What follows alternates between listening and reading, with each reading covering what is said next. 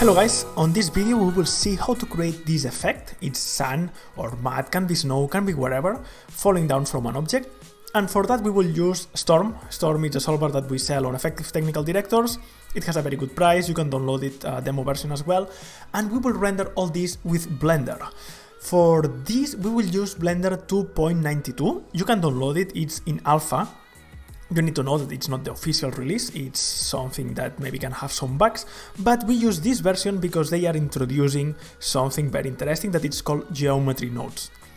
We will use geometry nodes to instance objects around or particles created in Storm. So in this video we will see how to do this, how to export things to Storm, how to simulate, how to bring it back to Blender and use geometry nodes. That you will see it's very easy and it's really powerful. Before this was possible kind of with previous versions, so if you use 2.90 it can work, but it's way more limited. With 2.22 and geometry nodes you can do much more. I have in Blender this basic animation. It has an object coming from the ground. What I will do, I will export this object as a collider. The Suzanne will be exported as another collider. We will use Alembic for that. You can use OBJs to be imported in Storm, but they don't carry any information about animation. Because this is animated, at least the Suzanne needs to be on Alembic. Then I export another object that is invisible right now. It's over this element that we will use it as a source to emit particles. To export things, you go to File, Export and Alembic. In Storm, I will not cover everything because I have already tutorials that you can check for that, but it's a really basic system. We have a granular particle system with grains, and we import everything as Alembic. We import our colliders, and you can see here our Suzanne. Something important is that this Suzanne, I watertight it. Normally Suzanne, the ice comes as a separate object. If you do that, when you do the SDF, it's important to check it out. The SDF, it's the collision. If it has open faces, it can be incorrect and you will have wrong collisions. So important to this be fixed. But that's all. I have here an emitter that we will emit particles, and if you press space, you can see that it's simulating. Something interesting is that on our granular particle system, we have enabled a sleeping true and a start a sleep true. So all the particles are red. It's way faster. We are simulating this on the fly on a laptop, a very crappy laptop. It's a 4-core laptop, 5 years old, and see how fast it is. Everything is sleeping. I put this collider as a wake particles false. You can see it there, wake up particles false, and this object has wake particles true. Wake particles true, and you can control how far they will be awake with the wake up distance. This works together with the SDF ban. If you increase a lot the distance, you need to increase as well the SDF ban. But that's it. Look at the simulation speeds. You will need to increase the resolution at the end. So right now the resolution is 40. I will keep it this way. My original sim, the one that you see rendered, has 3 million particles, this has 34,000. But I think that will be cool to have it this particle amount to see something on Blender. To export this, File, Preference, it's important to select here Cache Export for particles, because right now it's not caching, it's only displaying. Click Export. This will take the name of your Storm file and it will create a folder with the same name and create Alembic particles by default. You don't need to do anything else except mark this. If you want as well to create a screen grab, you can write this. It will basically save a PNG per frame. So that's all. With that, the only thing that you need to do is press a space and let it sim. You will see that it's fast. It's almost real time.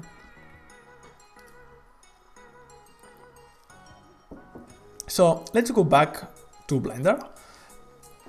We will import this file, import Alembic, and I think I save it on a Storm, on caches. I call it Blender Iberia 2020B. You can see it's still being created, so you can see that at the end, if you move, you can see the frames still created. But mark is sequence because we want to import this as a sequence, and we have it here. Now, because I import this scale down to make sense with the scale, you need to increase the scale size. Only if that's because I scale everything down in Storm. But you can press S and 10, and you have the right scale.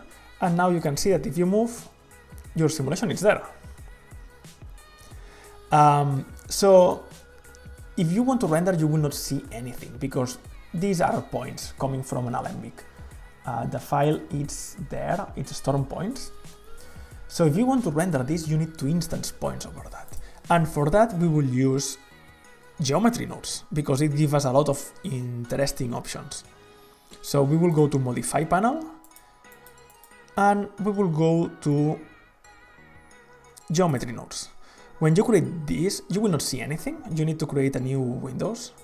If you don't have any Windows, you drag and drop here, for example, and you switch this to geometry node editor, and here you have it. When you have the correct modifier selected, that now you can see it's blue. Now we can see what's inside.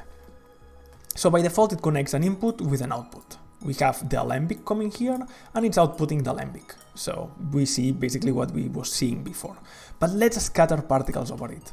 So with Shift A, we will go to point and point instance.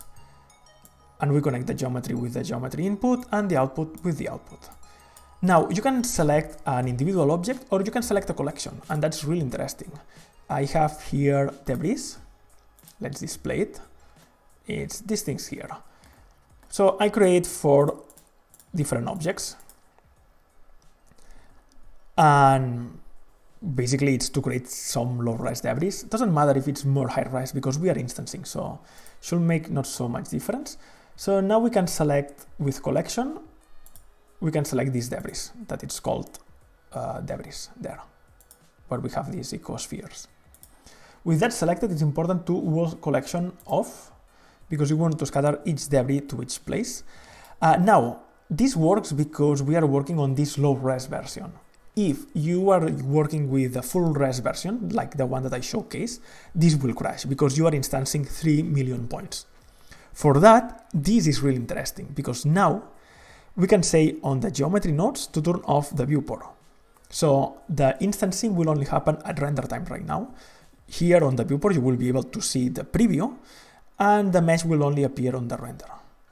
But now, because we are on a low-res simulation, we can display it. And you can see it's huge. But well, it works. How to manipulate size?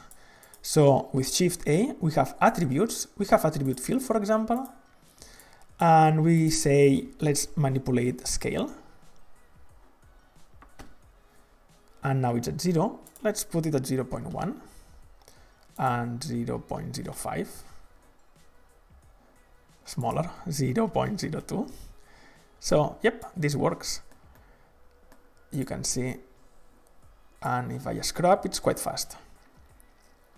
So scale is working.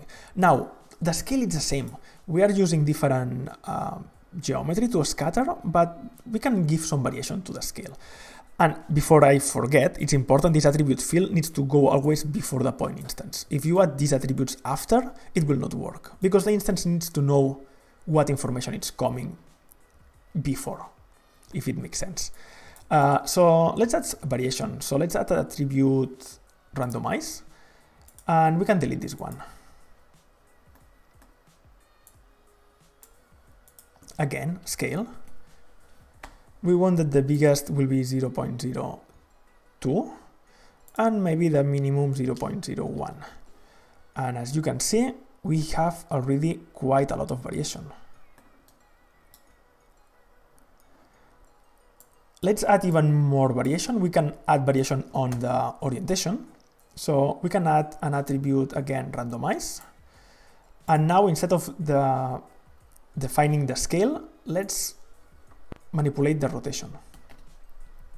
Now rotation works, you can use a vector to manipulate it by axis, or you can add a float, it will manipulate as well on all axes. And it works with P, so 1 radian or P, it's 360 degrees, so you can do 3.14, and minus 3.14, so it will cover all the rotations possible. Now, the last thing that we can do is do some manipulation on the position. As you can see, Storm creates a grid and it's quite perfect. You can see that they are on a perfect grid. In Storm, we have something to manipulate that as well. On granular particle system, we have, let me see, it's on the source. On the source, we have the jitter. This jitter will give some variation on the first frame, but you can do it post-cache, and it's great post-cache because you can say how much do you want to do it. To do the randomization in Blender will not work as the scale or rotation, because these parameters are basically ignoring whatever it was before and setting the scale and the rotation. That for us it's good because we don't have any of this information before. We are simply defining it here. But for the position it's different, because we had the position here. We cannot simply add a randomization. If we do it, we can do it. Let's do an attribute randomize. And we can say, okay, let's add position there.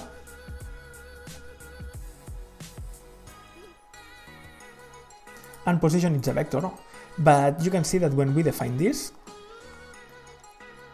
all the particles goes into a cube because they are ignoring whatever it was before. They are defining the randomization on position from the 0, 0. So we want basically to add the randomization to the position that is stored here. To do that, we need an attribute mix. So instead of this being called position, we will call it random. So we are not overriding the position in any case. We are simply creating a new attribute that is there. Now with this attribute mix, we will say, okay, let's do an addition and let's grab first our position. Let's add this one that we created, that it's called random, and let's output this to the position channel. Now we are adding the randomization to the previous position, and well, basically we can do the factor to 1, and that's all. Let's decrease this a lot, obviously.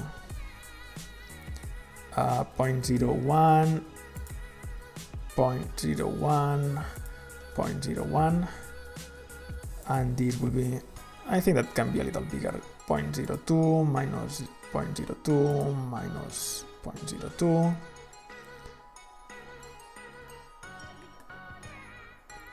And yeah, that's all. I think that now you can see that it gives a lot of variation, and you can play with this. Now, finally, the last variation that we need here, you can see that it works fast. You can play blast this, because remember we have 30,000 particles there. If we need more, I will not display this on viewport. But something that I didn't showcase is that we have variation in color as well. You can see that on the render we have this nice variation in color that give a true sun feeling. And what I did, it's a very basic Blender thing. Let's display there. I get an object info and I get a random value. So I get this on our RGB curve. You can use a map RAM to define different colors. And with this I drive the hue and the brightness and contrast. But you can use this as well to randomize the specular or the roughness to give even more variation. But that's all. I hope that you like it. And yeah, Geometry Node Editor gives a lot of new possibilities to Blender actually. Even on this state, I think that things will change. You will be able to define these attributes, not writing it, but you will have a list and everything. And we need much more nodes to do more interesting things. But with what we have is way, way better than what we had before. Before, it was not possible to don't display on viewport the instancing.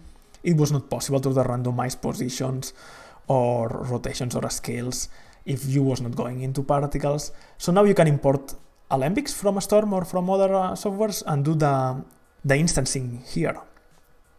Great. I think very cool. And if you want to know more about Storm, we have Effective Technical Directors Forum. If you have any question about Blender or importing Storm into any other package, we are there to help you. So that's all, guys. Thank you so much. See you soon.